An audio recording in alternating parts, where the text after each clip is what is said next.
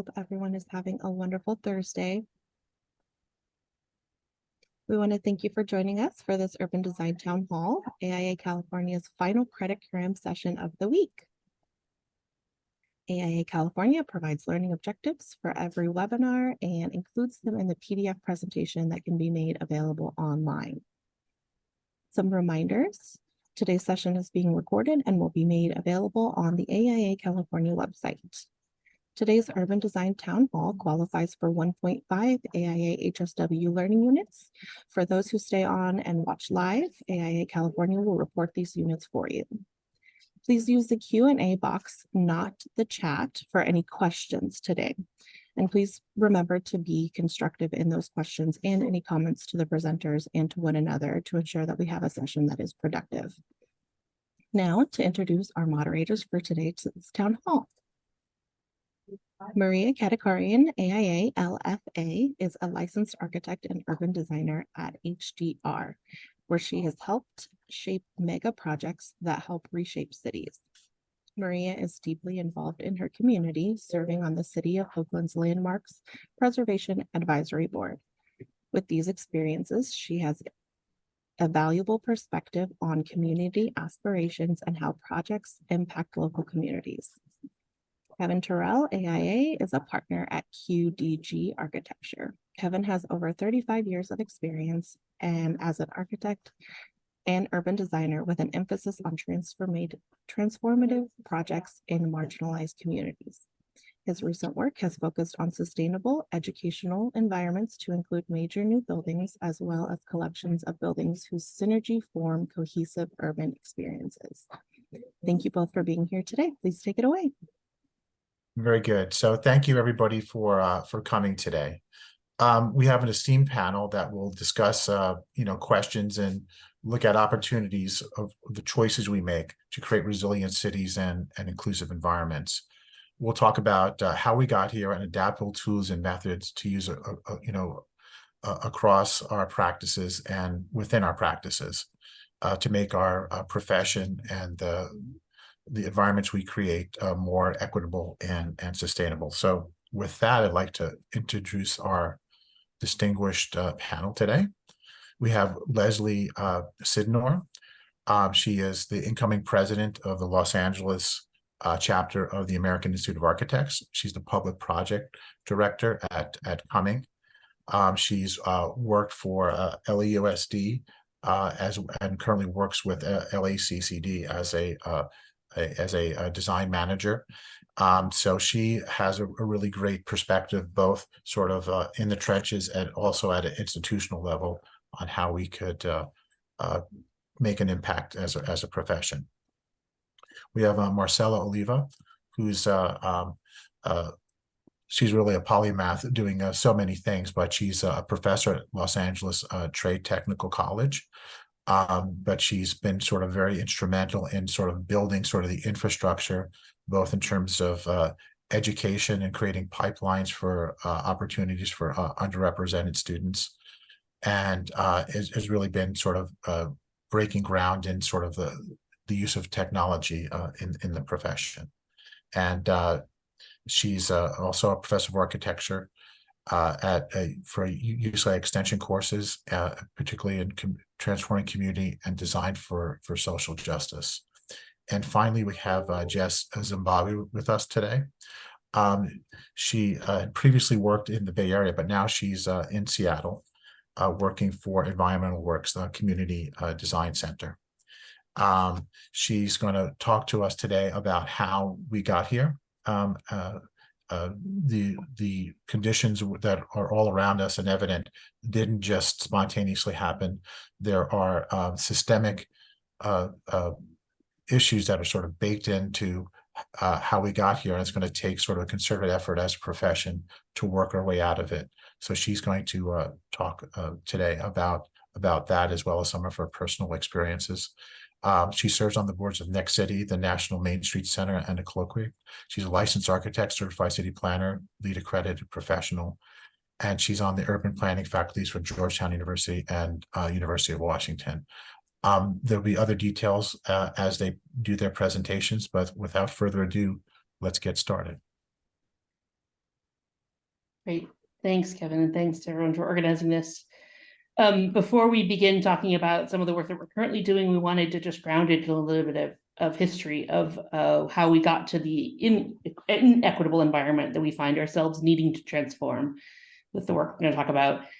This photograph is from Pascagoula, Mississippi. This is a photograph from Richard Frischman, an exhibit called Ghosts of Segregation that show you how the built environment is emblematic of this history that we've all inherited of the history of our past. So this is a photograph of a drive-in restaurant, and the window at the right that you see the worker through was actually at one time the colored window that people of color would have to use to visit this facility, right? So this is in some ways a haunting and beautiful photograph, but it's also a stark reminder that in the built environment, the past is never past, right? We're never finished with it, just like Faulkner said. And so we're living with this built environment as a reminder, and we're also living with the conditions that created these inequitable environments.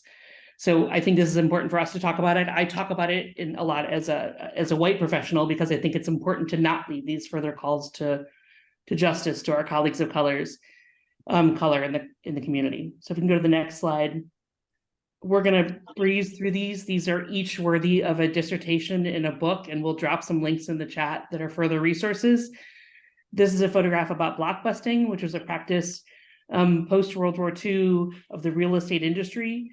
This is a screenshot from a 1962 Saturday Evening Post photograph where real estate agents would go around and play on race-based fears to move white people out of neighborhoods by hiring actors in some cases who were Black to walk around, so that then the realtors could say, did you see who's moving into the neighborhood?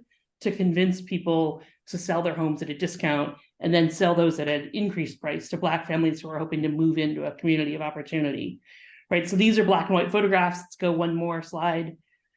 This is an old map hand-drawn by a civil rights attorney in the 1940s showing racially restrictive covenants. This is showing a block that I lived on in Washington, D.C., and you can see that we're block by block. Those restrictive covenants were in place on private agreements, restricting who could move in and who was allowed to sell in this neighborhood. These are no longer legal, but if you find a piece of property that's been in a family for a long period of time, in many cases, they're still recorded in the deeds in the assessor's office. So we'll drop another link in the chat. That's a project that's exploring the history of these racially restrictive covenants and ways that you can be involved in trying to get them unrecorded in your county assessor's deeds. But so those are two old photographs, a black and white newspaper clipping and an old hand-drawn map from the 40s, but these are still with us, right? These are the legacies we still bear. These are screenshots from an expose in 2019 of Facebook showing that housing that was being advertised on Facebook was found to use different words to advertise to different people based on their race. So words like cheap were much more likely to appear for some users of Facebook based on their race than words like luxury in the same buildings and what ads people were being served in 2019, right? So this is very much still with us. The next slide is a series of screenshots from a 2017 expose by Newsday on Long Island, where they had actors go into realtors' offices and asked to look at housing. And with housing that they were shown, they were steered to different housing based on the race of the people who showed up, right? So it's not just in the black and white photographs in the history, it's something that we're dealing with and we've transformed into our built environment. And none of those examples were exactly done by architects, but they all create the communities and the context that architects are building within. The next slide is a redlining map, which many of you are familiar now. There have been a number of great exhibitions for people and opportunities for people to learn more about this unfortunate history of our country. But I want to talk about a little bit how that continues into the present day. There's a great collection of maps from the University of Richmond that we'll drop a link to in the chat so you can learn more if you're not familiar with it or want to see the map of your community. But if you go to the next slide, this comes through in other ways too. This is a chart showing a history of mortgage discrimination that's much more recent. In the last, just before the last recession, this chart shows by race. So the red line at the top shows Black families who are given subprime mortgages. And then you see at the bottom, the blue colored line is for white families. And so what you see here is that Black or Hispanic families with very high incomes who earn up to $200,000 a year in this case, are still more likely at that point to be given a subprime loan as a mortgage than a white family earning less than $30,000 a year, right? So it's not just these rolled up maps from the Homeowners Loan Corporation in the 1930s and that history, but it's carrying through to present day. The next two slides are a pair. This first one is about the valuation and the devaluation systemically of Black homes. And this is in property assessment data. This is a map out of a study by Andre Perry of the Brookings Institution, showing that there's been a systemic devaluation of homes in Black neighborhoods, that's over generations led to untold buildups of lost wealth for families in these neighborhoods. At the same time, the next slide shows you that there's also been disparities in tax assessment. So the same Black neighborhoods that have a majority of Black people who've had property values devalued and the wealth of those families decreased over time have been in many cases in the same cities. This is our study by the University of Utah and Indiana University, been given increased tax assessments because they're told by the local governments that their increased taxes needed to be collected from those same neighborhoods. So it's like a 1-2 punch when you look at the systemic devaluation of these neighborhoods. Again, not directly the work of architects, but we have to be aware of the context that we're working in. And then just want to give a couple more back to the black and white photographs, a couple stories that we know, from our history books. We learned this in maybe in US history. We didn't learn enough of it in design school, but thinking about the ways that our built environment has been impacted by this. This is a photograph following Japanese internment and the attack on Pearl Harbor, when our country rounded up 120,000 Americans of Japanese descent. Most of them were US citizens. This is a photograph of families being rounded up on Van Ness Boulevard in San Francisco. And so obviously, incredible injustice to those individuals who then lived in internment camps that were rapidly set up. I also like to think about what the Japantowns of our cities like San Francisco could be if people hadn't been systemically moved out of them, displaced, had their property taken from them, what community institutions, community businesses, community resources would be in place in making those communities stronger if that hadn't happened today. And the next slide is from Los Angeles, from a neighborhood called Chavez Ravine that was cleared in the 1950s. Originally, the city was planning to redevelop some housing there, some more affordable housing. But when the Dodgers came looking for a place to locate, conveniently, the city had just acquired this land. And so they decided to relocate the Dodger Stadium there. And so this is a photograph of Aurora Vargas being forcibly carried out of her home by sheriff's deputies so that this neighborhood could be totally clear-cut and become the location of Dodger Stadium. There's stories of this from cities all over the country. This one happens to be from LA. And the next slide shows one final example of widespread scars in this country of that injustice. This is a before and after photograph of Cincinnati, in this case, of the interstate highway. And if you look at where how much land that interstate takes up in and around downtown Cincinnati and what was there before that, there are whole intact blocks, whole neighborhoods, whole communities, whole social networks that were intact before they were destroyed to make, frankly, it easier to drive in and out of downtown Cincinnati. And so if you zoom in, before I click to the next slide, the bridge that's at the far right, if you zoom in just above that, there's sort of a tangle of highway on-ramps and exit ramps. And the next slide, when we zoom in, shows you a really interesting fact. It's sad. If you look at property websites like Zillow, they're often pulling from outdated county property tax data maps that show where those lots used to be before they were taken, because they've never been cleared off the county books. So this shows you that there was a whole intact neighborhood behind that neighborhood that still exists, where there are now freeway on-ramps and off-ramps. And so in some ways, what you're seeing here is like the ghost of Black neighborhoods, right? Because we know how decisions were made about where interstate highway infrastructure was placed and who that uprooted and what communities were driven apart by that. So that's super rapid fire, but I just wanted to give a little bit of a context to that, because I think I and the fellow panelists look at this kind of history and think about how we have to do things differently and call for the nature of this panel, calling for transformational equity going forward in our environment. Thanks. So Jess, thank you for including California examples. And I know a lot of folks would argue that, this is something that happened in the past. But there was a recent story in Marin City, and I'm not sure if you're aware of it, but it was this black family had wanted to sell their house and they had it appraised. And, Marin's a pretty expensive area. They got appraised for $1 million, but the African American homeowner felt that it should be worth a lot more based on what they were seeing was going on in their neighborhood. So she had a white friend sort of pose as the owner of the house, and they had it reappraised, and the appraisal jumped $500,000 to $1.5 million. So this is in 2020. This is in California, and chances are,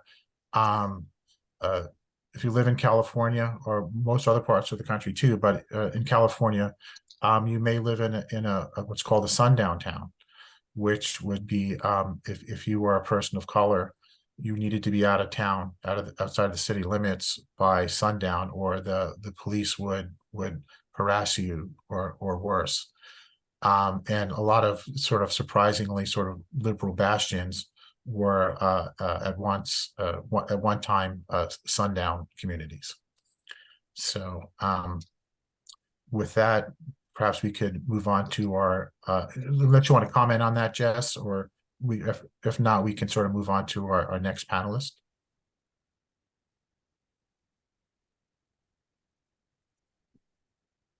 Okay.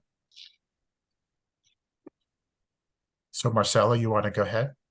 Sure. Hi, everybody. What a beautiful context and a perfect place to start the conversation. After this presentation, you guys get some ideas and a clear ideation of how we can, as architects, urban planners, and great thinkers, help restore and regenerate our cities.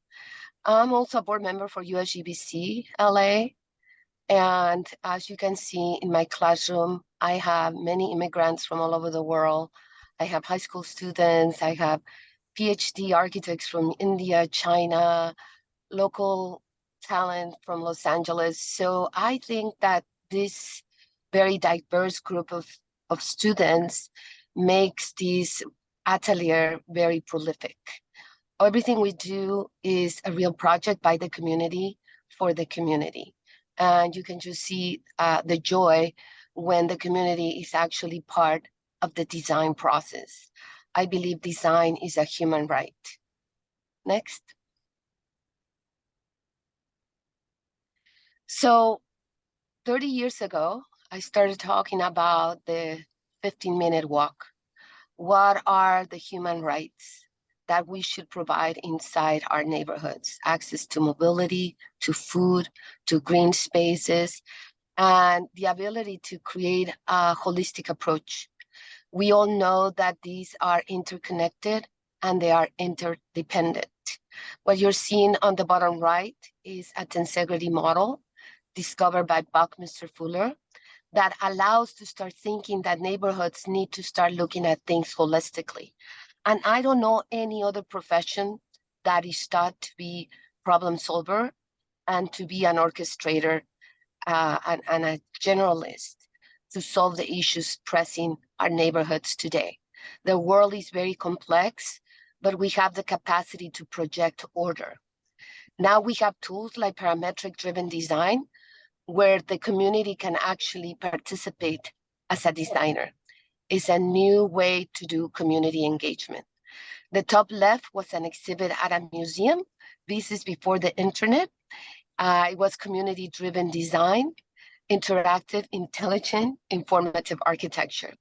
So the time is now. The time is now where we can actually use all these very important things and utilize technologies for the good cause. Next. So me as an immigrant, this is what broke my heart. I volunteer for many years in Mexico City and outside Mexico in very poor neighborhoods, but I had never seen something like this in my life. This is beyond poverty. This is beyond poverty. Yes, the building shapes, we shape buildings, and we all know that quote, but buildings shape us. So imagine these urban spaces that children have to walk to school. How can we expect that anybody can be functional with this environment that is just attacking all your senses? Next. So it's not a matter of money.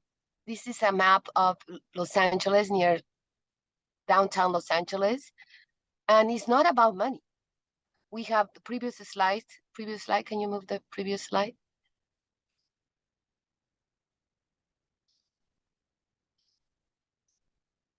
That one just shows you the billions of dollars that are in our neighborhoods. So as I said, it's about connectivity, it's about creativity, it's about innovation. And I do believe that we have great opportunities. Next. Now, perfect beginning. I don't have to say much, but these are three really strong urban planning interventions that happen in Los Angeles that to this day, we're still struggling and suffering from it. The freeway, the river, the redlining. Very disruptive and still suffering from this. Because a lot of people think that the redlining was only property, access to property, but also they didn't invest in any amenities, any green spaces.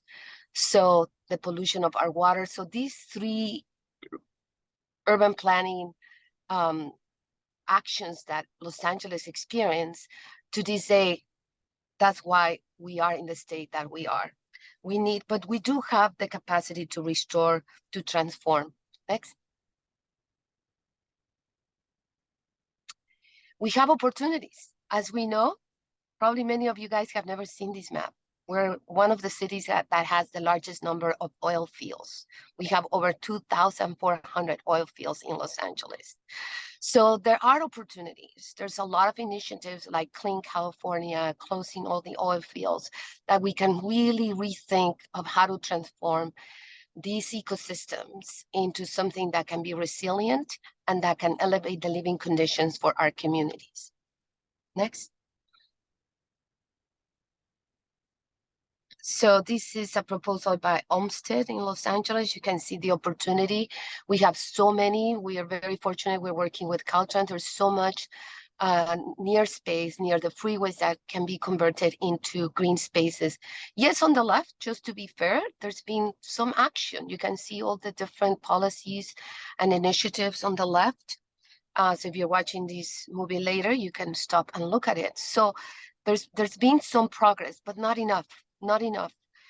Next.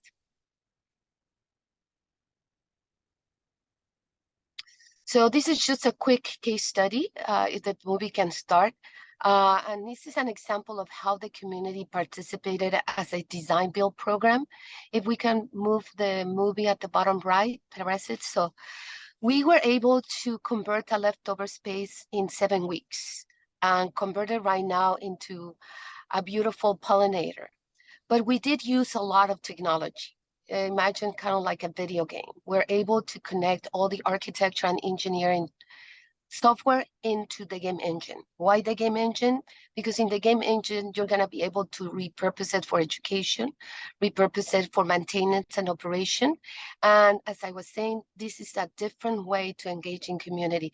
It looks small next to a freeway, but there's actually really very generous areas that can really beautify our communities. Next. So these are other examples of virtual reality, augmented reality. We have the opportunity to really make our cities an urban laboratory, a city laboratory, and understand seeing the connections between biology, physics, chemistry, and create spaces where we are excited to be part of, where we can participate and that we can engage. And this is one of many opportunities that are presenting to us as architects and to become the educators and the leaders that we were shaped to be. Thank you.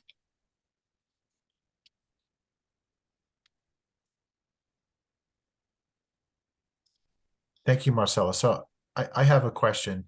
I know, your history is noteworthy in that you seem to try to tackle equity in everything you do, both whether it be sort of in your work, how you engage communities, as well as sort of as an educator.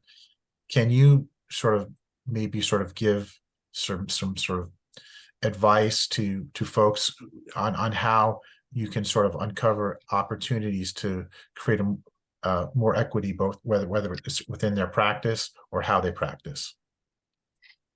Yes, absolutely. I think as architects, I think we're moving just like doctors and attorneys. I think we're moving to a new way of providing services to our communities and basically any client. And as I'm sure all of you guys have experienced, how much your client, your community wants to be part of the design, right? So I think architects can start thinking of themselves as grid makers or shape grammar makers, where the community and your client can actually be part of the design. As I said, design is a human right. Actually, the first act of a human intention is to transform your space. But many times as architects, we were not trained to allow for that conversation, right? So create environments where they can really not threaten your ego, because actually you still have so much more to give, but to engage with them where they can actually shape their space, because they're the ones that are going to live on it. They're the ones that are going to maintain it and operate it. And we all know now, because of all these tools, that 10, 15 years later, when the community feels engaged and have a sense of ownership, they're going to maintain it and operate it. I have a studio. I'll invite all of you guys to stop by in downtown LA. For 30 years, that's never been vandalized. We have computers, we have technology, we have 3D scan. Never, never, never, never. Why? Because the space was designed with the community, for the community. And all our projects have meaning and purpose. So I think the architect has to kind of begin to think of them like a matrix maker, especially with these tools, right? And educate, well, yes, but this is what could happen. No, this is what could happen. You might want to think about it. So, and it's really, really challenging for architects and artists, because it's kind of like this invisible and visible grid that we design that sometimes we don't know why you want that window there. And there is a reason, as we all know, but many times it's hard to articulate it. So yes, we have to educate. This is a problem of education. So become the educators that you can be. Awesome. Thank you very much, Marcela. Well, let's move on to Leslie.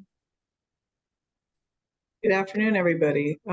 Just a quick thing about me. So I am, for another month and a half, the president of AIA Los Angeles, director at Coming in the SoCal Public PM. I am the inaugural co-chair of the AIA LA Jedi Committee. I teach project management at Cal Poly, and I'm on the advisory board at there's a new construction management degree program at Woodbury, and I'm on the advisory board of that. So the pictures are kind of who I am in my life. That picture in the middle of all those graduates, that was me kind of, I feel, at UCLA as Black students at UCLA architecture school in the early 90s. And I feel like moving to California from New York was when I kind of discovered all of these conversations that we're having right now about inequity. I discovered that landing at UCLA.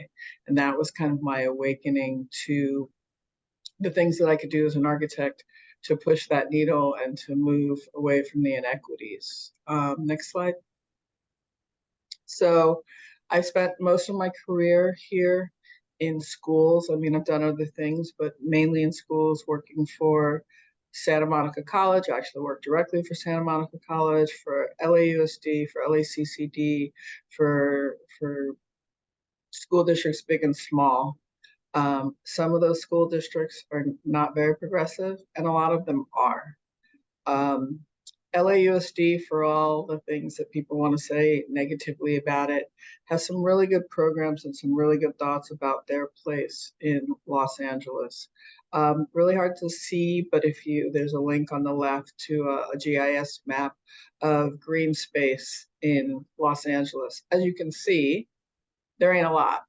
There's that big spot on the left by the 405, which is a Sepulveda Recreation Basin, which will be the site of some 2028 Olympic Games, which I'm excited about because I live near there. And then there's Griffith Park, and there's that strip of Santa along the beach there. And other than that, there's really not a lot of green space in this city.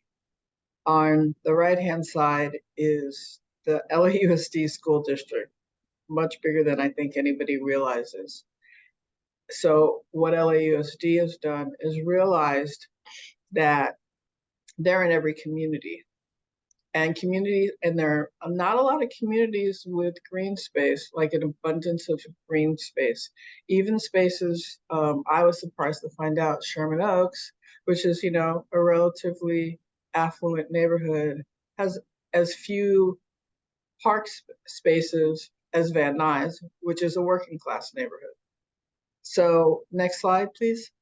What LAUSD has done is realized its place within the communities and really gone about ripping up those asphalt jungles that we're used to and becoming community resources.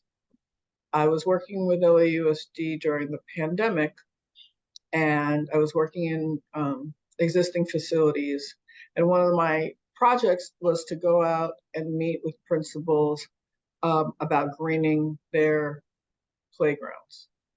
And I spoke to one principal in Van Nuys, actually, who was just begging for us to get this project started as soon as possible because she was coming out of the pandemic. And what she said, which is something that LAUSD had realized, was that oftentimes the schoolyard is the only green space, the only recreation space in a neighborhood. And during the pandemic, when everybody was locked down, her students aren't in houses, and they're not even in apartments with patios. They were stuck inside with no place to go, no green space, no chance to take a walk safely and have some fresh air. And she really wanted a well-developed green space in her school so that these kids could get outside and get fresh air and interact with nature and calm themselves in the way that we all do when we go outside and take a walk. So LAUSD as an institution has a whole actually garden resource website, and they interact with a bunch of different programs that help them green their spaces. They use the Seeds program. There is the Nature Explore program. It's natureexplore.com. I suggest you go check that site out. That actually is a whole well-developed program of creating outdoor classrooms. So what you see down on the right-hand side is a Nature Explore classroom in an early education center in Pacoima. And so there's the art space, there's the music space, there's a performance space. It takes out traditional playgrounds with, slides and swings and everything, and really gets kids interacting with nature, playing in the dirt, playing in sand, playing with water, instead of and running around and burning off their energy, but in a completely natural environment. Food insecurity in Los Angeles, as across the country, a huge issue. Stanford Elementary School has an edible garden. There are several schools that LAUSD has that actually have edible gardens with the idea that these kids are going to learn, they're going to get their science units in, but they're also going to be able to take food home, and the parents can come in and take food home. So from my perspective, there are institutions that are working against the inequities that we've seen. You know, you can drive through any city. LA is, I mean, LA's been my home for 30 years. You can tell when you're in a good neighborhood by just looking up. You don't have to look down like that picture that Marcella showed. You can look up. Is there a tree or not? Because in that picture that Marcella showed, there's no trees. However, if you go to Beverly Hills, you go to Santa Monica, you go to Sherman Oaks, you go to Encino, there's an incredible tree canopy. That's the history of redlining. It's still with us today, and this is something that we need to work against. Why should you be poor or working class and be hotter? I believe probably everybody has seen it. I think there's a link somewhere in our notes about an article. You can read it. It's in like Scientific American, also in the Washington Post last summer, about the history of redlining that remains. Redline neighborhoods tend to be, I did one study, I believe was Baltimore. The neighborhoods tend to be 5 to 15 degrees hotter in neighborhoods that were previously redlined. So that's still today. We're still talking about today. Next slide. So as president of AIA LA, we have recently made a decision a couple of years ago. We used to be in the Pacific Design Center 20 years ago, so locked away, only talking to architects and designers. And then we moved to the Wiltern in Koreatown, but we were 10 stories up. We're a different organization now. We want to be in the community and on the ground floor. So we made a decision to have a storefront office. That office is in construction right now. It's in the West Adams area of Los Angeles, and we call it Center for Communities. And the idea is that West Adams is a up and coming community. It was a traditionally Black community, as with lots of communities of color. That is changing. But we are there, and that building is an old bank building. It had sat empty for 12 years. When we made that decision to move in, we actually engaged in the community so that we would not be seen as interlopers. We would not be seen as signs of the changes that are occurring in that neighborhood. We have a nonprofit wing called Architect for Communities Los Angeles. On the left is a picture of an event we do every year. It's called Design for Diversity. Marcella actually has participated because LA Trade Tech hosted it. We've had it at East LA College. Everybody in the architecture community really shows up for this. The AEC community is actually amazing. Architects, contractors, engineers, they all put out, there's dozens and dozens of booths, and kids show up like the kids you see in this picture to learn about architecture and to learn about engineering and to learn about the ways that they can affect and change and have a say in their community. On the right-hand side is a picture of our farmers market outreach. So we've got our very colorful ACLA tent, and we go to farmers markets in our neighborhoods. Kind of like, it always reminds me of Peanuts with Lucy and the doctor is in and her 5 cents, and you can go and get, quick therapy. This is coming in, and it works both ways. It works to show that we are here in the community for them. It shows that, here's educational opportunities. Our ACLA wing is really about education, but it's also about getting into the neighborhood and letting people know. I think I heard a statistic, like between 2 and 5% of all the buildings that you see are actually designed by architects, which is insane. There should be more of us, and we should be doing more than designing fancy buildings. And I know that the people on this call are about much more than that, but I don't think that people in the communities know that they can affect the way their areas and their design, and that they deserve good design. AIALA believes that design is for everybody. That is in our mission statement, and so we really try to be on the ground. My coming to this, and I had an interesting. I was listening to of course, we all had calls leading up to this session, and Kevin was talking about kind of an awakening that he had during the civil unrest after the beating of, or actually after the acquittal of the cops that beat Rodney King, and his thoughts around what crazy inequities exist in this city. I had similar realizations when I was in grad school. And so it was in grad school that I started to be a little bit subversive in the projects that I did. Back in those days, you still had all the let's design I had a project to design an opera house, but it was in a working class Mexican neighborhood in LA. I thought was really inappropriate. For many reasons, which we won't discuss, but my idea was like, okay, fine.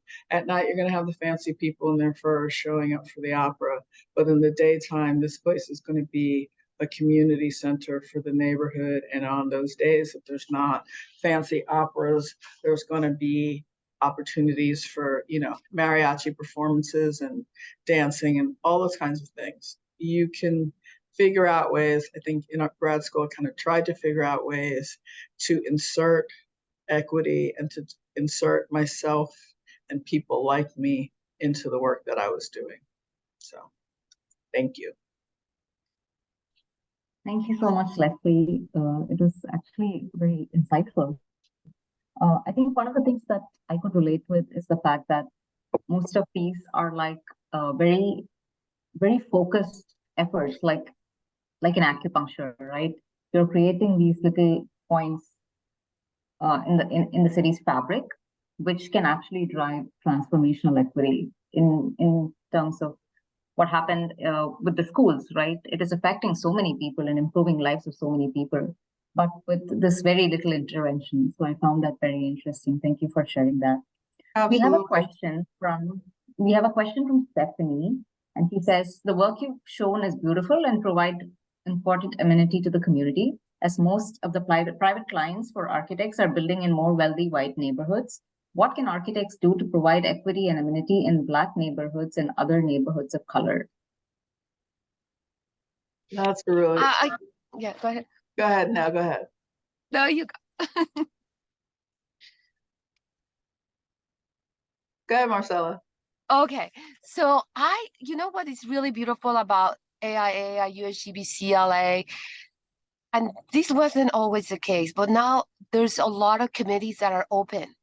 So I really want to invite all of you guys to be part of committees, because and also there's a lot of nonprofits. Los Angeles has the largest number of nonprofits. So I'm advising a lot of nonprofits to open up especially right now that we can go hybrid. So I really want to encourage you guys to join the committees by the AIA, by the USB, UCLA, maybe through the AIA and USB CLA, we can also have a link to nonprofits that are very active. And there's money. I mean, I also don't want architects not to get paid. There's actually the skills that you guys have, they're very needed. But right now, because technology, like if somebody tells you we need somebody to do, 3D scanning for X, Y, and Z, you don't think that's an architect's job, but that is an architect's job. So there's a lot of jobs that require an architect, or somebody trained in architecture, but the title is misleading. So that's the trick. I think we live in the Tower of Babel. So yeah, we need to be very creative with the listening when they are calling you, and there's funding for it. So that would be my first advice. And Marcella, that's a great point, because to me, I feel like strengthening our community-based organizations is the best way to amplify voices of our community members, because they become the blood and life of all these community outreach events that we undertake. So thank you for your insight. Leslie, did you want to add something to it? I was going to kind of say much of what Marcella said, so she beat me to it. It's all good. All right. So if that's the case, then we can go over to our next speaker, who is Jess.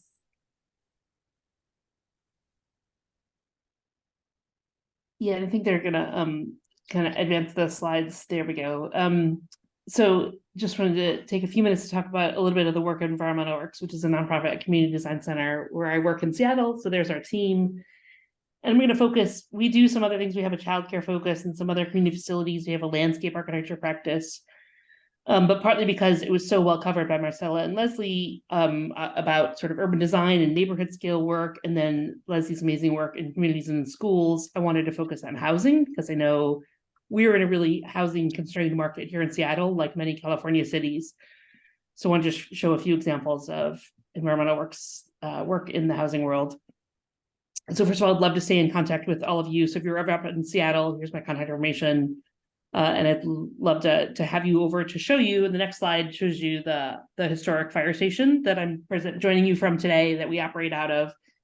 Environmental Works was founded on Earth Day 1970 to set your mindset into where our founders were. We're founded by University of Washington architecture professors and students who were providing design services to communities that otherwise weren't accessing them in the 1970s in Seattle. They first operated and started squatting in this building when it was vacant, this fire station, to stop it from being razed to expand the parking lot for the grocery store next door, the building that you see there in tan next door. That building, which is just right next to me right now, is vacant because the grocery store, Kroger, it's a Kroger strand store, they closed it to spite the Seattle City Council when they added $2 of emergency pay bump to essential workers during the pandemic. So Kroger closed down some stores in Seattle in a spiteful move. So I take a little bit of solace that we outlasted the bastards. We're still here operating out of the fire station.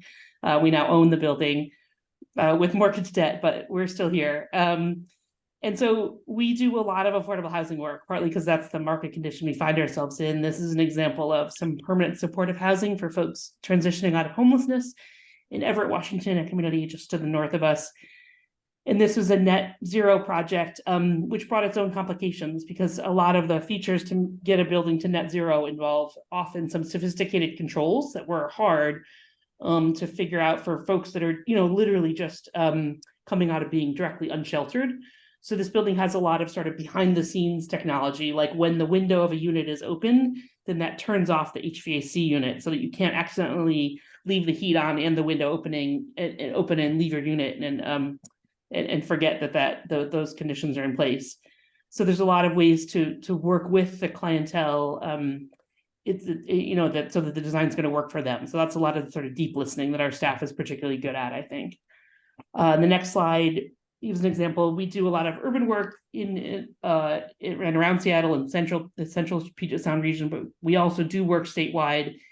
And in some more rural parts of our state, we do a lot of farm worker housing. There's in the Yakima Valley here a great deal of agriculture and a lot of seasonal farm workers that come here for part of the years and live in really desperate housing shortage situations. So this is a project that we did in Mattawa, Washington. Next slide. We do some work. It's our great honor to do some work with tribal communities around Washington. This is a project that we did called the Place of Hidden Waters. That's really about being culturally responsive and helping those tribes to be in control of the future of the land and the housing and the economic development. And so they bring a bunch of really important goals to this about, construction jobs training during the project beyond just, an approach that's a culturally responsive design as well. The next slide shows another thing that we do have subspecialty in, which is we call community housing, and it's really housing for folks that might otherwise very likely be living in a more institutional type setting. This is a project that is for folks who've experienced traumatic brain injuries, and so it's a medical grade facility providing a level of care, but really trying to make it feel homey and rather than an institutional or hospital type setting. And the last slide that I want to show here is to show you some work on some tiny home villages in and around Seattle, which is, not full-on housing, but it's an important part of the shelter continuum in a community in King County, the county that we're in Seattle. 11 or 12,000 people, depending on the night, sleep unsheltered. And so these tiny homes are, a lot of the ones we do are owned and operated by an organization called the Low Income Housing Institute, who has a self-governance model. And so this is sort of the first step where people have security to leave their belongings, to be able to, start getting access to medical care, getting access to jobs.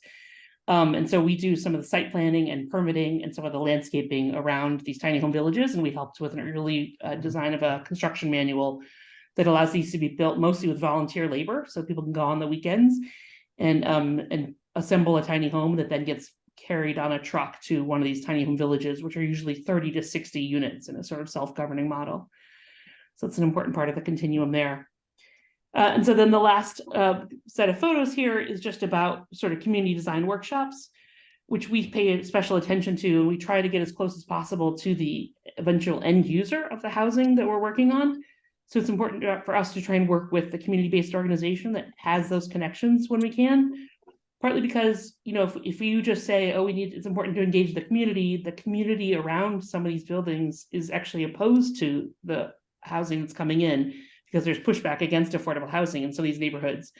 So it's important to do sort of a power analysis when you're doing that community engagement, and to try and reach the folks that will be as close as possible to the end users of the housing. So, when you're building affordable housing, by definition, the end users in many cases are no longer living in the neighborhood, right? Or they have been already displaced from the neighborhood. So we do some of that kind of outreach to connect with community groups or churches that they're a part of, to try and get their input and figure out how to use that to overcome, pushback that can come from the community around a project that's providing affordable housing. So with that, there's just one last slide there. I would love to show you around the firehouse if you're ever in Seattle, and we'll turn to questions now. Thanks, everybody. Thank you, Jess. So I just want to acknowledge something. I think when we think about the formative influences of this panel, one of the reasons why we decided to tackle this topic is actually from one of the presentations that I listened, that was presented by you. It was about the ABCs of race and racism in the built environment. And I had a discussion with my colleagues, and I found out that not many people were aware of it. So that's how we actually, started talking about this panel, and that's how we are here today. Talking about formative influences, I don't imagine that all of you started doing this work right out of school. We are not really taught all of this in school, right? So could you tell us about some of your pivotal moments in your career that led you to pursue work that's relevant to our communities?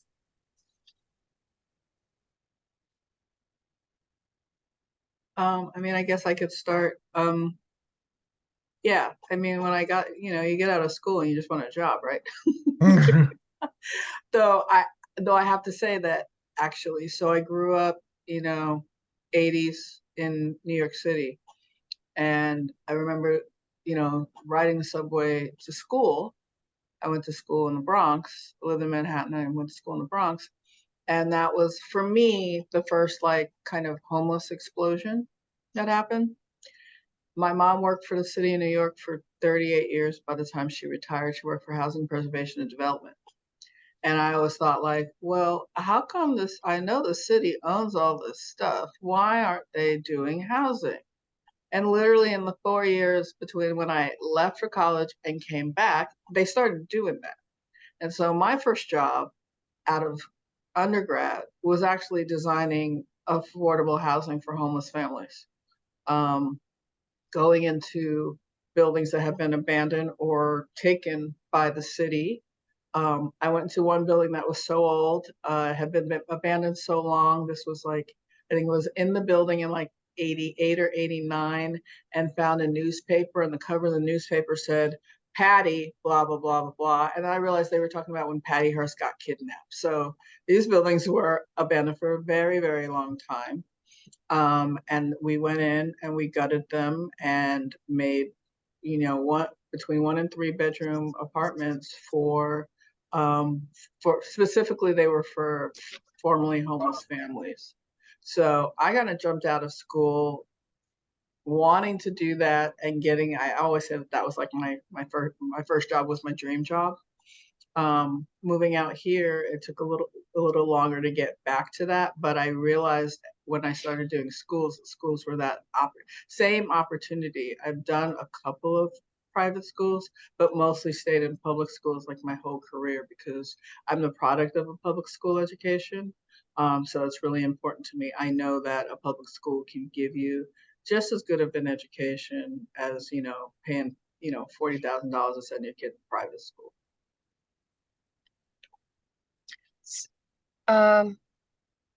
So I'd like to answer two questions that says like, how do you work with community and how you integrate to net zero?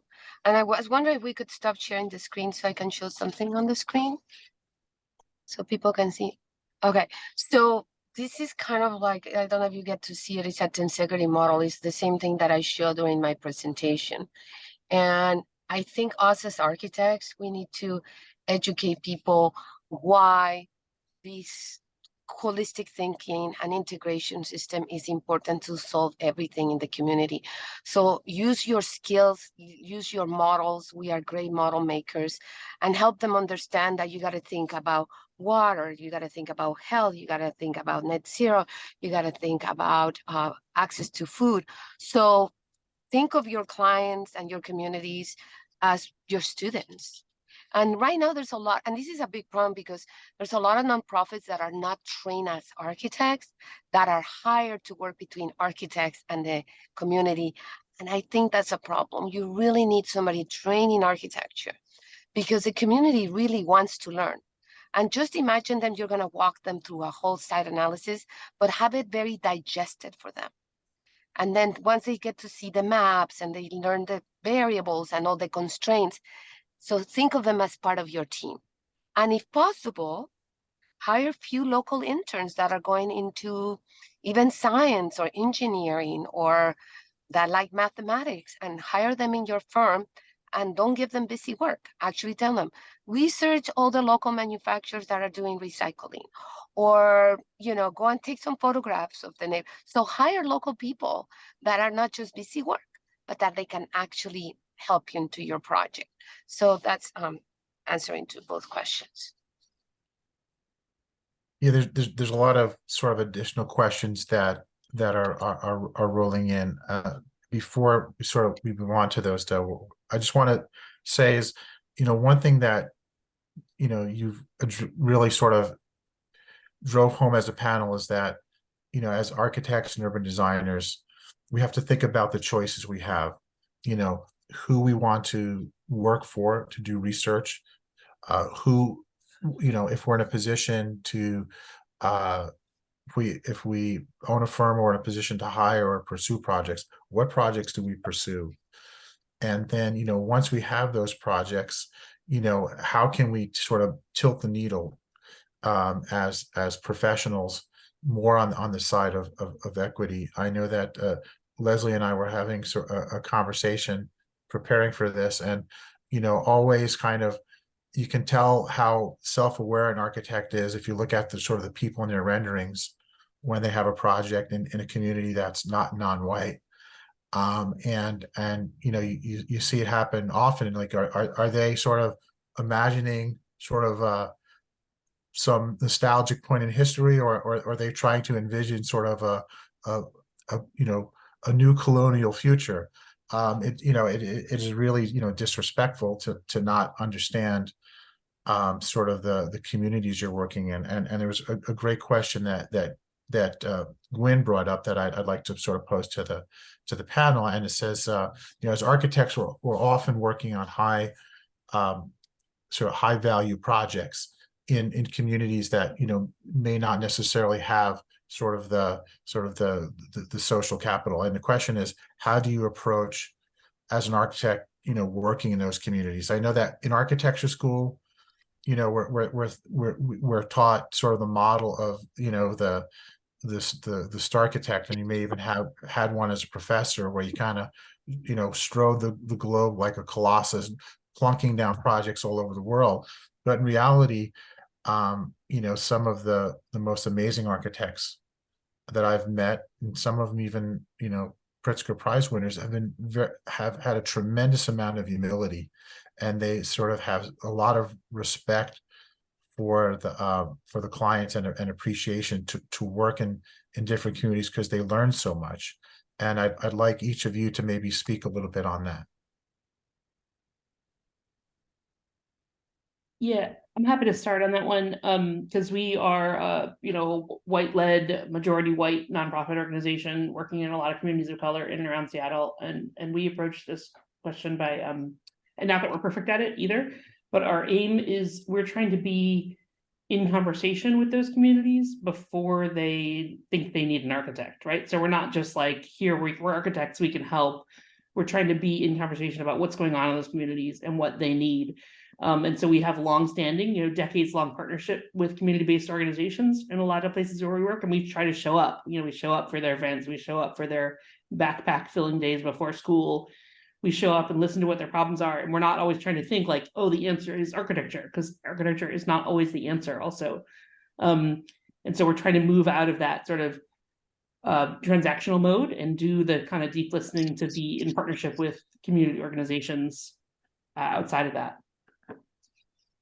Great. And I know, speaking of organizations, Marcella, you're on the board of the USGBC, and Leslie, we all know you're leader of the LAAIA. I think that there are a lot of opportunities for architects to really have impact outside of their day job, right?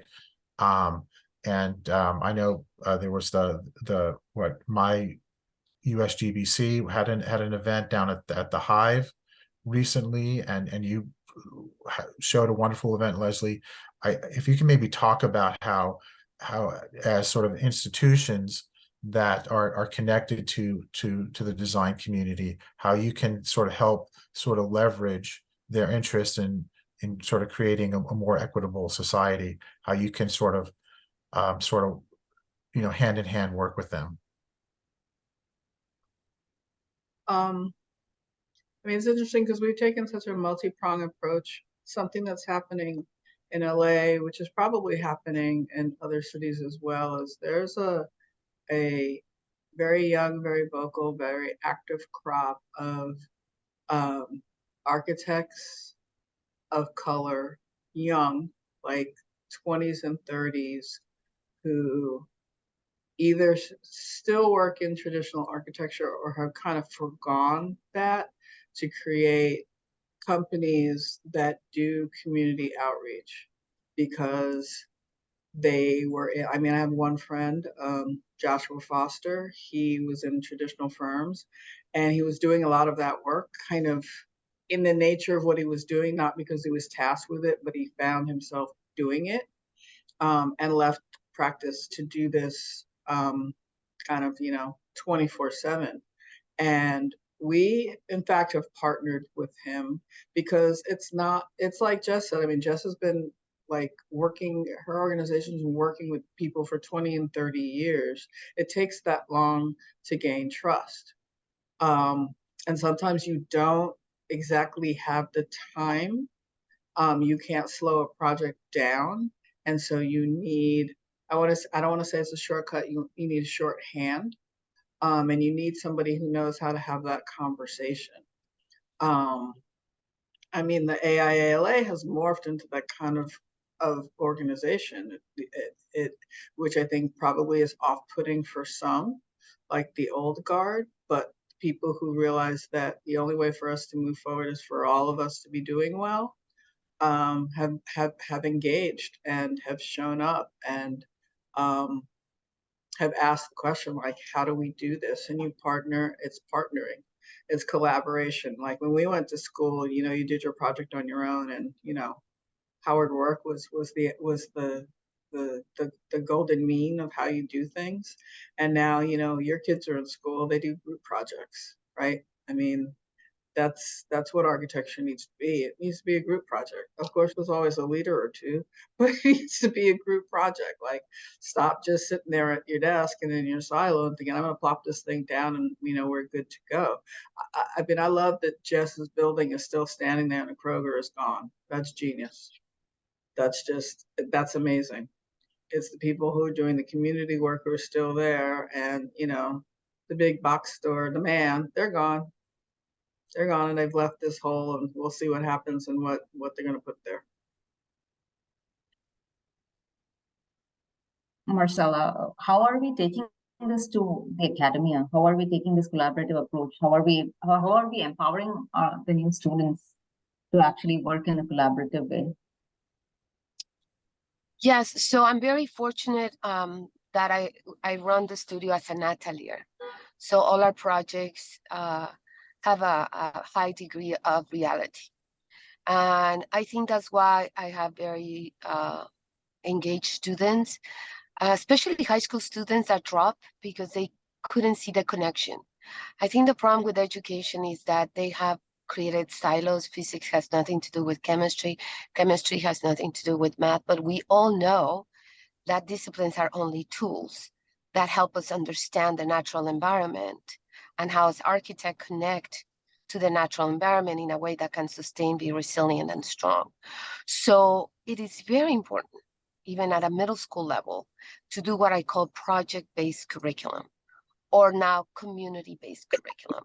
It could be as little as doing a mural, fixing a fence, fixing up a housing project, a historic building. So any project, just look at any community. That's why I think there's so much work to do. Just look at all the communities that are deteriorated at multiple levels. So all your design projects, I think we are wasting energy, we're wasting water, but I think we're wasting human talent. I think education should have transformative effects in our communities. We're running out of time. So I know many universities are doing it more and more back when I started, and it's called accumulative curriculum. So accumulative curriculum is that it's just like a studio. You never start, you know, you might start in a fresh project, but you can also pick up when the previous semester left it, right? So I think that makes it very invigorating because your final exam is not just a grade. Your final exam can change somebody that is disabled to use the kitchen more comfortable, or it can change the way you access to your ramp every day. I mean, you got to do, these are like very regulated projects that they take time. So when the students, with the interns, with the community can be engaged with projects that matter, they want to continue. Is an engagement that nobody can take away. I'll give you a quick example. We were doing some vertical trellises, and as you guys know, there's different companion plants that, interestingly enough, Italian herbs grow well together. Duh. You know, Mexican herbs grow the PhD level on the soil. So as we were studying soil and designing all our planters made out of recycled concrete and recycled wood and all of that, one of the high school kids he got fascinated by soil and started looking at all, you know, the internet. That's another thing. Like when somebody's interested, you can know so much because the internet. And he came back and he says, I love soil. And then I said, do you know that you can actually be a soil engineer? And the kid goes like, no, like, this is an example. They had no idea that you can study soil engineering. And now he is going into his 4th year of engineering. So I think that education kind of has to reverse itself. And, you know, like Buckminster Fuller said, don't fight the model, make a new model that makes the older model obsolete. Not because we don't need it. I see it more kind of like parallel. We have a lot of wonderful things with the existing programs and that we have. So I see more like a incubator, like an accelerator that we could have in higher education. And I'm very excited. I'm right now at LASY, the World Economic Forum is having a fabulous symposium. People from finance, economic development, government, federal, city, architects, engineers, of how to create this holistic approach for innovating our city and helping it transform and helping it restore. That's powerful. Thank you.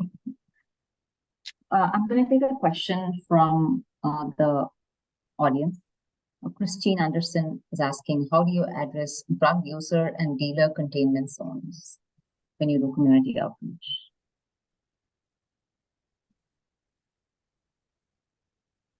I'd like to maybe address this. You know,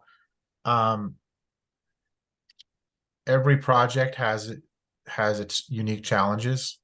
This may not be something that occurs on a lot of projects, but it does occur. So I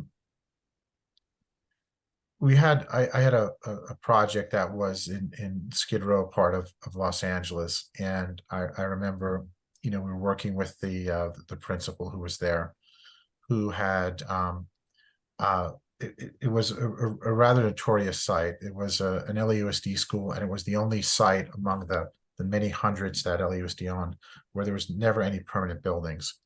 So you had students that were living in shelters. So they really had no sense of permanence even in their school. And what the principal would do was he would get there every morning very, very early to get whatever drug paraphernalia from the night before, you know, use condoms or whatever, just so that when the kids came to school, they would kind of be sort of not have that, be confronted by that. You know, architecturally, you know, what we ended up doing in that situation was to, you know, try to create an oasis once you were on the site. We really couldn't necessarily change the neighborhood around it, you know, with our design. You know, perhaps there'd be a ripple effect and there would be positive things that would come out of it. So in situations like that, you try to amplify what the opportunities are and what's good about the site. And you try to shield the things that could be harmful. And you would do this for whether it would be noise or some environmental considerations. You try to, you know, work your, you know, whatever magic you can as the designer to create something new that is not could not be imagined before. So we took sort of a page from the playbook that Leslie mentioned and sort of created a very green oasis in a very harsh environment, creating you know, a lot lush landscaping with inside the building, creating sort of opportunities for students to grow their food, so they would sort of feel connected to nature and actually stick their hands in the dirt, and have something come out of that. So, you know, I would say that you know, we all, as architects and urban designers, we operate in the real world, and we, you know, I think, you know, we could do a lot of damage if as architects we ignore the challenges. You know, it would be a failed project if we don't recognize them. But on the other hand, I think we have to be extremely optimistic. That building, that project, you know, we would frequently get told by, you know, whether, you know, some builders or even, you know, people who are like on the construction management side of, you know, why are you trying to create something so nice in this neighborhood? Nobody's going to appreciate it. It's going to be tore up, and you know, the kids are lucky to get whatever they got. And you know, my response is that, you know, the kids that go to this school deserve as nice a school as, you know, your kids that go to school in Manhattan Beach. They didn't do anything to deserve the situation that they were born into. And I'm going to design the best school I can And I would probably even do that for your kid in Manhattan Beach. That's just my sort of very long-winded answer. But I'd like to Paddle to speak to it because I'm sure you get sort of similar questions. I mean, I feel like there's a long history of just that attitude that you're talking about. When I and you can attack it in a couple of different ways. When I was doing the low income housing first out of school, my boss at one point said, "You can't give those people," and she's the head of our studio, "you can't give those people anything nice." And my hackles went up, and I was like, "What the heck are you talking about?" And she was right, but for the wrong reason. She was right.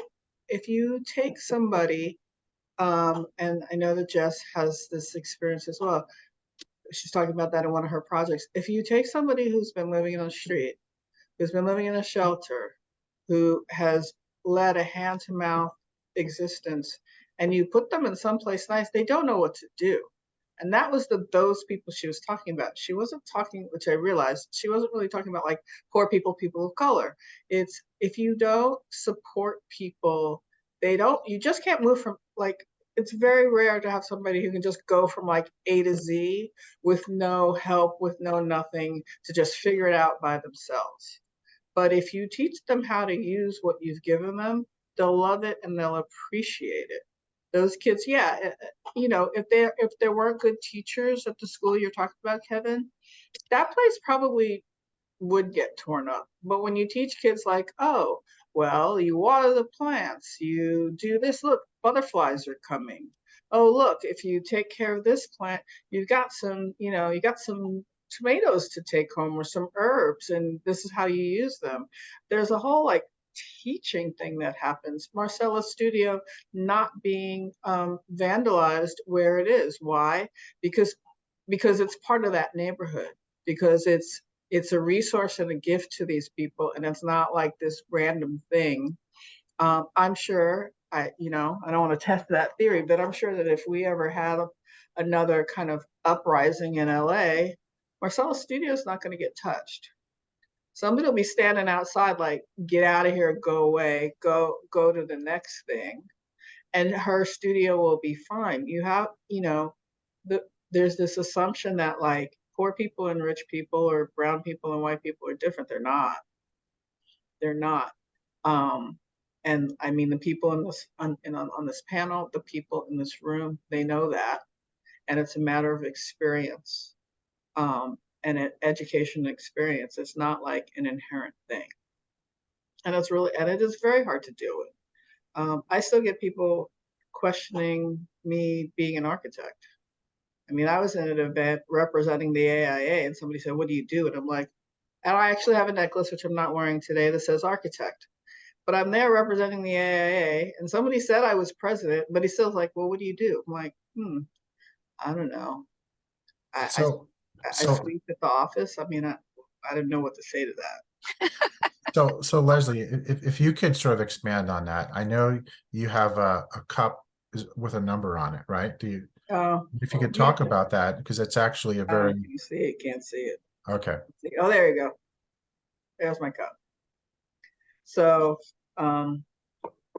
at present, there are, I think we're like 4 or 5 shy of 600 Black women licensed as architects in this country. 600. There's almost 97,000 members of AIALA. I think you include people who are not licensed. I think we're at like 120,000 licensed architects in this country. There are less than 600 who are Black women. When I started my licensing process, and I took a break for a while, but when I started my licensing process, I actually could have been one of the first 100. Like, first 100. And so I am a unicorn, and I, tell people that all the time. And it's I'm not as tired of it as I used to be. It used to be very difficult to go, yeah, I'm an architect. Yeah, I'm an architect. And now I just, I just walk into the room and like, yes, I'm the architect, so let's talk about it, which is a lot of responsibility because I feel the need to go out and talk to kids and be present. I mean, I feel the need to be present all the time to let kids know, just like Marcella's student figured out you could be a soils engineer, that you can go into architecture. I mean, I saw a question in the chat about internship opportunities. There are a ton. If you go to the NOMA.net website, there are a lot of firms that have signed on to the NOMA Challenge, which is a DEI challenge. And a lot of those firms are firms that will commit to having, you know, kids of color come in and be interns. Cumming doesn't have a, for example, doesn't have a specific internship for kids of color, but has made great strides in the last 3 years of making sure that there are more people of color represented in their internship programs. So local chapters of the AAA probably have lists of people who are doing that kind of work, apprenticeships as opposed to internships. I think that's a little bit more difficult. That I don't know. But internships aren't unpaid. You can't have an unpaid intern. So that's almost, I mean, that's almost apprentice-like. At least in architecture, you can't have an unpaid intern. So they would get paid to be learning the ropes of practice. So Leslie, there may be, most folks on attending will know, but if you, for those that may not, could you explain NOMA? Oh, NOMA's a National Organization of Minority Architects. Started out in the 70s and has expanded. I think they've actually gone international at this point, but and they work in tandem very well with a lot of AIA chapters to expand representation of people of color. Actually, our incoming national president was, before she was president of AIA, was actually president of NOMA. So there's a good resource. Yes, And we and have that, sorry, go ahead. that reminds me, I wanted to probably this is a perfect point to also share with you that there's a new nonprofit called Architecture and Advocacy that started at USC, and now it's a nonprofit from a student club. But and they're also working very close with NOMA. I mean, the problem is so complex that we cannot have enough of these organizations. But their main goal is to design for dignity. So they go around communities and they do projects with the community. So there's a lot of amazing resources now that people are aware. 30 years ago, people were not as aware, probably only had very few doing something about it. And if you don't mind, can I saw Timothy's question and I would like to address it right now really quick. So Timothy is, and correct me if I'm wrong, I don't know what you mean by pushback, but it's definitely a very complex project dealing with housing, retrofitting a motel for people that have been homeless. But interesting enough, what I suggest, and I think now because of AI, is that we all know that housing is not going to solve it. We need to find a place where they're going to have good food, therapy, access to medication. So I will try to create a package. It doesn't take that long, and it's good amount of time saying, hey, these are also other resources. You might find the city can help you, but say, these are some of these resources. And let me show you how, as an architect, I'm going to make this motel beautiful. Notice and show them a model. Show them how this model is very narrow. The corridors don't have clear circulation, and show them, so what can we do? What can we do to bring air? Or shall we do a mural? Shall we do a mosaic? What do you think will be a nice mosaic? Or should we do an urban farming on here? So try to come up with a lot of ideas.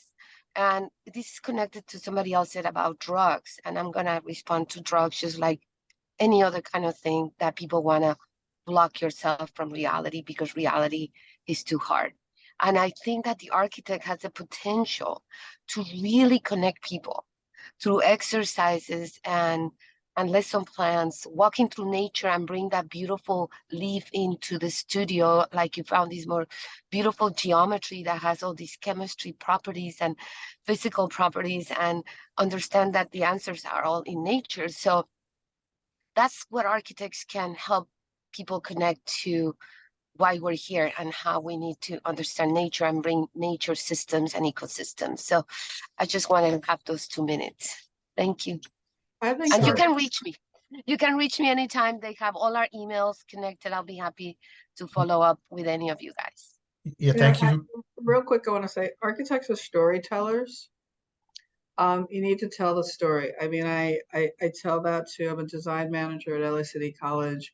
And when I have an architect who's telling me something and I'm like, I get it because I'm an architect, but your actual client, the people going to live in this building, they're not going to get it because you're not telling me the story correctly. Exactly. And I think storytelling connects people and makes you understand people on a different level. There's a guy, his name is Sean Pleasance, SHAWN Pleasance.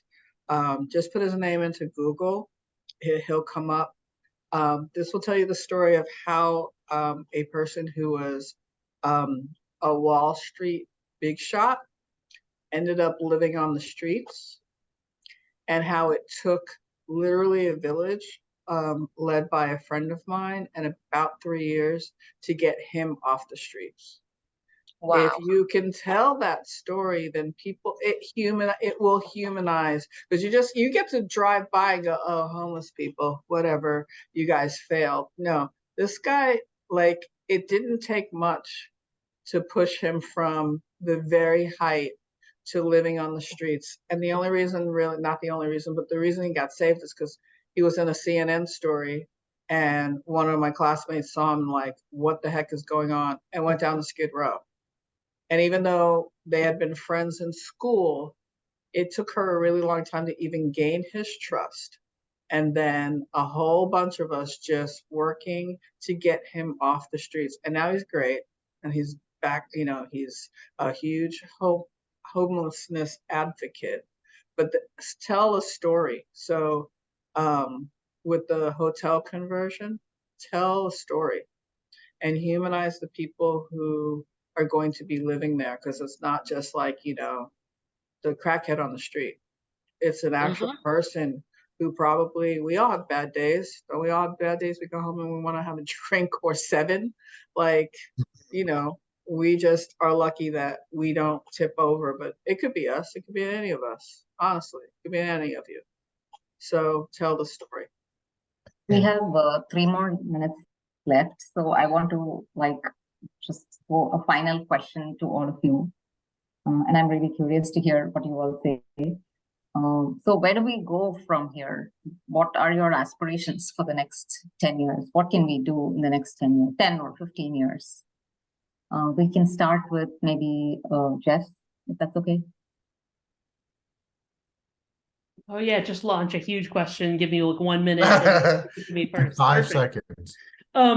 No, I think everything's right. I think this is a real moment. You see people coming out of school being more interested in this. I think our professions are having more and more of these conversations than certainly we did when I was early in my career. So I think this is it. Just keep it together in spaces like this. Find your collaborators, right? I'm going to follow up and get in some trouble with Leslie and Marcella after this, now that we've known each other through these prep calls, and Kevin and Maria, you're all welcome too. So I think that kind of collaboration and leaning into this and seeing how we can do more of this together and keep on this path. Keep at it. Thanks. I see people, I feel like if you're interested, just do it. I say that because I have a friend who started his career doing very, very, very, very nice houses for very, very, very, very, very rich people. And now I would say that probably 80% of his work is in housing, and not high-end housing. I haven't seen him do any high-end housing lately. It's housing for kids in trouble. It's homeless housing. It's, affordable. It's mixed use, TOC kind of stuff. I never would have seen him going in that direction. And that's what he does. Why? Because he wants to. He has one client who he's been working with 10 years, hasn't made a dime, and just keeps at it with him. So just follow your heart. And I think that the more people realize that there's, you know, there's reward in that, it'll be better. It's cooler to do this work now, is the other, like Jess was saying, it's cooler to do this work now. So if you're interested, there's so many resources, just go for it. I feel like more people will. So I have hope. Marcella, your concluding thoughts. So I don't know exactly what's going to happen, but I know it's going to happen. I think there's a lot of paradigm shifts happening in every different, in all the disciplines, in all the fields. And I think we're going to start seeing a lot of green maker spaces and innovation hubs, transforming communities inside out, utilizing the new tools. And I'm going to dedicate the rest of my years to making it happen so children can walk to school looking up and looking at trees and beautiful spaces full of art, because we have that potential as humans to create that. So I want to just sort of come full circle here because, you know, Jess kind of eloquently described, you know, how we got here. And there were a lot of things that got us to this point. So it's going to take a lot of hard work by a lot of people for a very long time to get us to where we need to be, if we ever will. It's going to be something that is going to extend beyond our professional lives, but it's work that must be done. So I'm hoping that you'll do your part in every way you can. The projects you do, the people you work with, hopefully they're you know, in the side of sort of affirming sort of the positive aspects of humanity and moving us forward. So thank you all very much for joining us today. Thank you all for your Thank you time, and for thank you for organizing it for everyone me. who joined us today. And you could always reach out to any of us. Our information is available for that. If there are any questions that came up at the last minute, we'd be happy to continue the conversations, you know, after we hit the leave button. Thank you for all the thank yous. Yeah. Bye. Thank you all. Have a great Thank you to day. the AIA for allowing us to have Yeah. this conversation. Thanks, everyone. Bye-bye. Hey, thank you, AIA.